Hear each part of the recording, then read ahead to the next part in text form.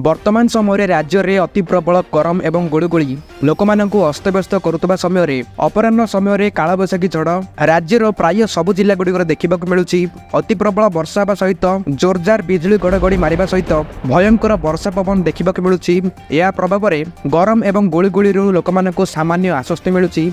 किछि जगार सारा राति चिपचिप वर्षा देखा मिलता। तेबे आज 2 दिन पर्यंत राज्य में ग्रीष्म प्रवाह और गुड़गुड़ी जारी रहिबो बोली भुवनेश्वर आंचलिक पाणीपाग विज्ञान केन्द्र पक्षर सूचना मिलूँ। अन्यपटे राज्य में दक्षिण पश्चिम मौसुमी छुईबा नहीं पाणीपाग विज्ञान केन्द्र निर्देशिका डॉक्टर मनोरमा महांती पूर्वानुमान करिसेंती। तेबे आसंता 24 घंटा मध्य प्राय 25 जिलागुड़िक येलो वार्निंग जारी कर एसबू जिलागुड़िक अति प्रबल वर्षा सहित कालबैशाखी झड़ देखा मिल।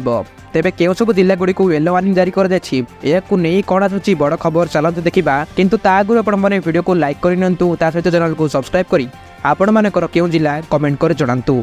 राज्य में जारी रही अति प्रबल ग्रीष्म एवं गरम गुड़गुड़ी अंशुघात स्थिति राज्यर प्राय सब जिला गुड़िक देखा मिलूँ। राज्य में आहरी 4 जनकर अंशुघात जनित मृत्यु संख्या धरा जाउछि। तेबे जिलापाल रिपोर्ट पर एबे सरकारी भाव सूचना दी जाइछि। राज्य में एबे मोट अंशुघात जनित मृत्यु संख्या 30 रे पहुंची। गत 24 घंटे मोट 6 जनकर अंशुघात प्राण जाइथिबा नै जिलापाल पाखे अभियोग होइछि। एपटे दक्षिण पश्चिम मौसुमी बायु सोमवार दिन आंध्र प्रदेश में उपकूल छुईछि।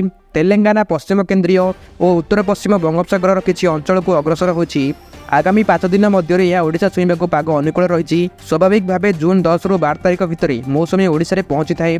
एथर यह आगुआ 8 तारिख भितर ओडिशा को आसीपरे बोली पाणीपाग विभाग पूर्वानुमान करिछि। आंचलिक पाणीपाग विज्ञान केन्द्र निर्देशिका डॉक्टर मनोरमा महांती कहिसेंती मौसुमी ओडिशा को आगुआ पहुंचीबा नै पाग अनुकूल अछि। आसंता 4 ରୁ 5 दिन भितर दक्षिण छत्तीसगढ़ और दक्षिण ओडिशा रे मौसुमी पहुंचीबा को नै स्थिति अनुकूल अछि बोली से कहिसेंती।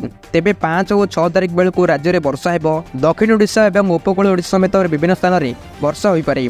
तेबे आगक पश्चिम ओडिशा रे मध्य ताती अपेक्षाकृत कमिबो। ग्रीष्म प्रवाह स्थिति रहिबनी तथापि अधिकांश स्थान में ताती 40 ରୁ 42 डिग्री रहिबनी से सूचना देछंती। तेबे उपकूल ओडिशा रे गुड़गुड़ी जारी रहिबो। 5 अर्थात आसंता काली मध्य पश्चिम ओडिशा रे किछि स्थान में ग्रीष्म प्रवाह बहिबो।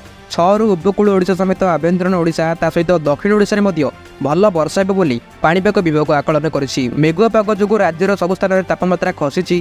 केवल 3टी स्थान में ताती जाकि 40 डिग्री ऊपर रहिछि। बाकी सब स्थान में 40 डिग्री रो कम रहितिला तापमात्रा। तेबे गत 24 घंटा मध्य राज्यर प्राय जिले गुड़ देखा मिली भल वर्षा। तेबे सबठु अधिका संबलपुर बमरा 45.8 डिग्री वर्षा देखा मिलूँ।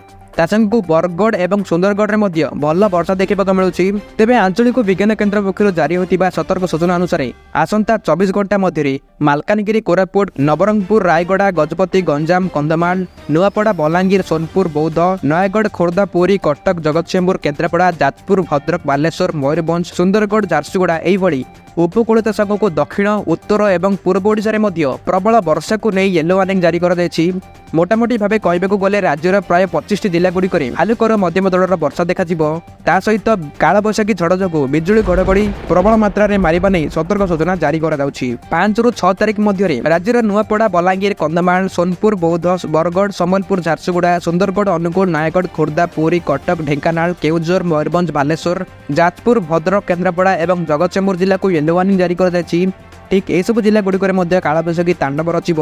पवनर बेग 30 ରୁ 40 किलोमीटर बेगर रहिबा नै सतर्क सूचना जारी कर सहित हालुकर मध्यम दलर वर्षा होइपारे।